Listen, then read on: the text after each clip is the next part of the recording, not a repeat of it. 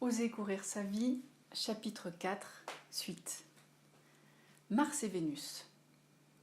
Sommes-nous vraiment faits pour courir ensemble ?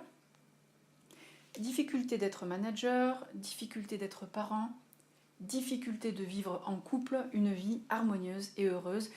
Les statistiques sont là, décourageantes. Faut-il pour autant renoncer ?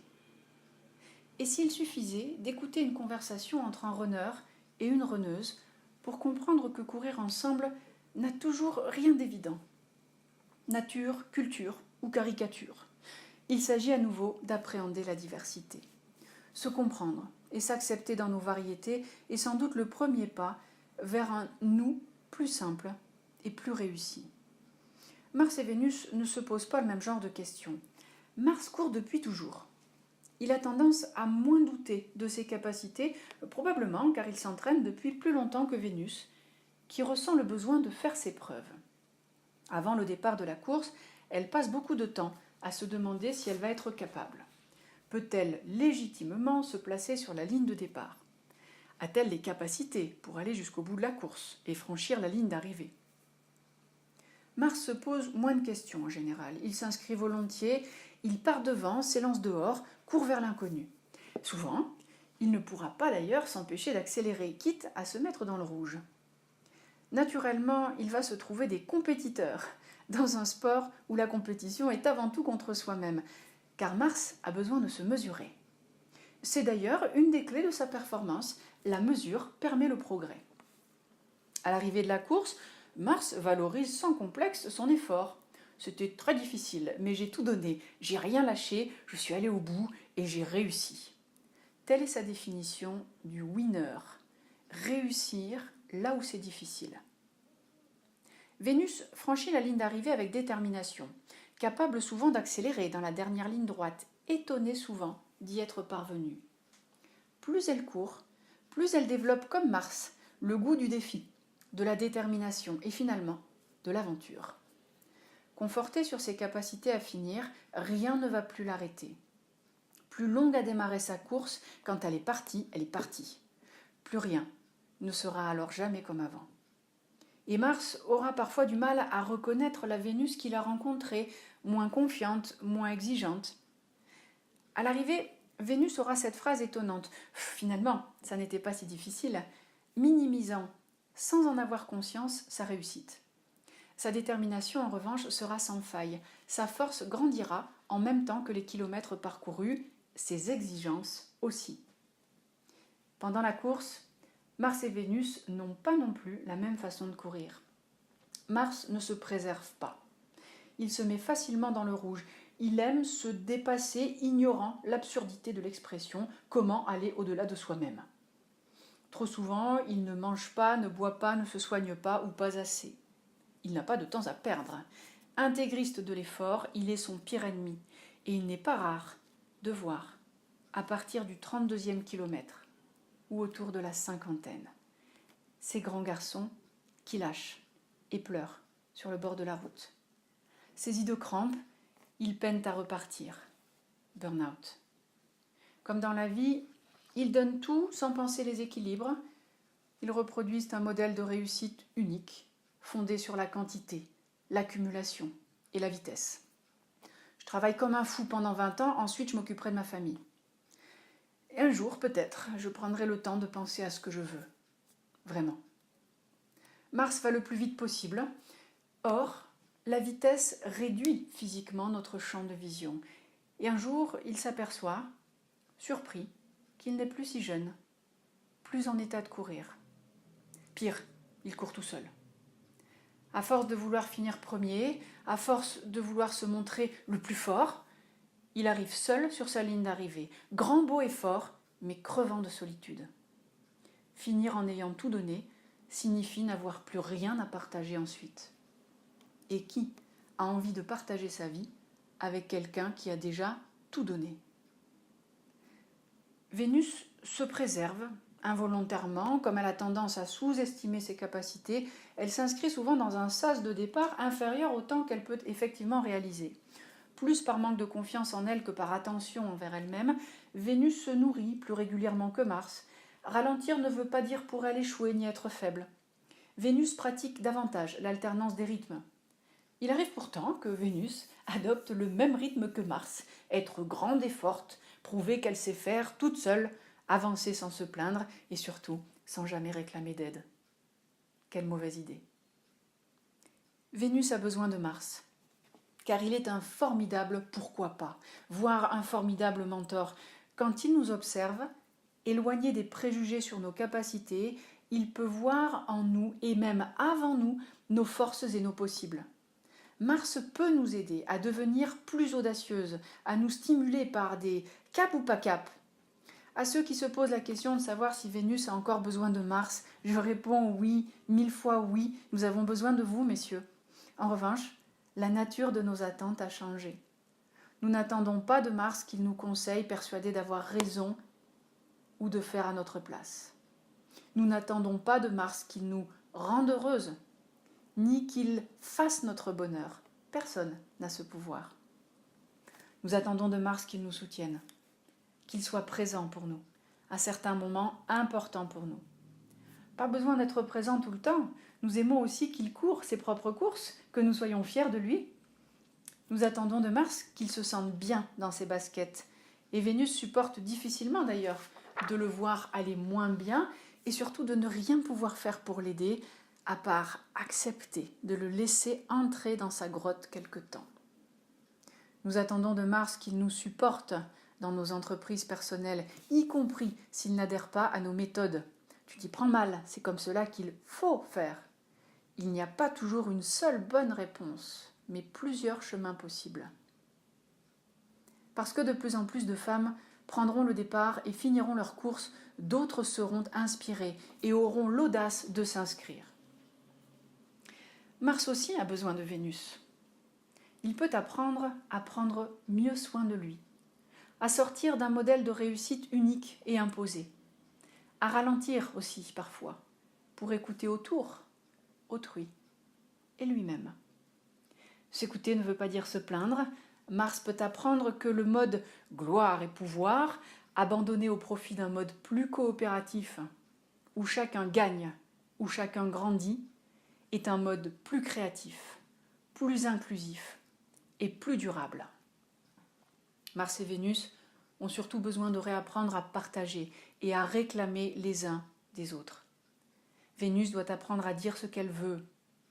Mars doit apprendre à réclamer du soin et de la douceur. Il nous faut réinventer le bien courir ensemble et accepter sans doute la délicieuse dépendance consentie comme une offrande des uns envers les autres. Réussir selon Mars, réussir selon Vénus. Par nature ou par culture, nous courons différemment. Nous n'utilisons pas nos ressources de la même façon. Nous obtenons des résultats différemment.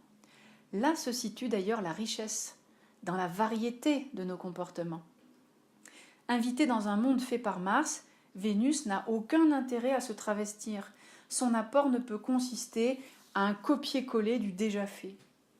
Il s'agit à l'inverse d'utiliser nos différences et nos diversités pour inventer ensemble un nouveau monde. Courir tout seul n'est pas simple, bien courir ensemble est encore plus compliqué. Notre incompréhension majeure se situe sans doute dans notre vision de la ligne d'arrivée. Nous n'avons pas la même perception de la réussite. Bien courir ensemble, c'est tâcher de se comprendre, de comprendre ce que réussir veut dire pour l'autre. C'est aussi se mettre d'accord sur ce que réussir ensemble signifie. Conseil coaching. Pense à tes équilibres. Si tu décides de tout donner dans une seule course, qui laisses-tu sur le bord ? Quelle course tardes-tu à engager ? Es-tu d'accord avec ça ? Et pour combien de temps ? Conseil numéro 2. Quel est le rythme qui te convient ? Dans tes 365 jours, quelle place accordes-tu à ta vie personnelle, à ta vie professionnelle, à ta vie relationnelle ? Conseil numéro 3. Si tu entreprends une vie partagée, es-tu au clair avec les rythmes et les ambitions de ton colocataire de vie commune, autant que lui ou elle l'est avec les tiens ? À quel moment en parlez-vous ? À quel moment vous repréférez-vous ? Quand Mars regarde Vénus courir, Que dire enfin de Mars qui regarde Vénus courir et réussir? Surpris, touché, il peut néanmoins ressentir une forme d'inquiétude. Mais si elle sait courir toute seule, donc sans moi, à quoi vais-je lui servir? De quoi va-t-elle avoir besoin? Quelle est ma place auprès de cette femme qui s'assume si bien? Que vais-je devoir faire pour qu'elle m'aime toujours, pour qu'elle m'admire encore, pour continuer de la surprendre? Je dis souvent que les plus jolies images de la course la parisienne sont celles des papas venus avec leurs petits sur le bord du parcours, avec 1000 mots tendres gribouillés fièrement sur des affichettes. « Allez maman, on t'aime, tu es la meilleure, tu es la plus belle !» Présence, attention, encouragement. Telles sont les attentes simples de Vénus, devenue, elle aussi, une athlète de la vie. La réussite de Vénus n'éclipse pas la réussite de Mars. Franchir la ligne d'arrivée ou voir franchir la ligne d'arrivée sont deux satisfactions différentes. Vénus, même indépendante, a toujours besoin d'admirer son héros. Elle aime le supporter, en prendre soin. Nous avons à entrer dans un tempo différent. Je cours, tu cours. Je réussis, tu réussis. Je cours pour toi, tu cours pour moi. Autrement dit, nous devons accueillir l'alternance et le changement de rythme. Comme en amour. Parfois je mène l'allure, parfois tu mènes l'allure. Attentif au rythme de chacun et de soi-même, alternativement.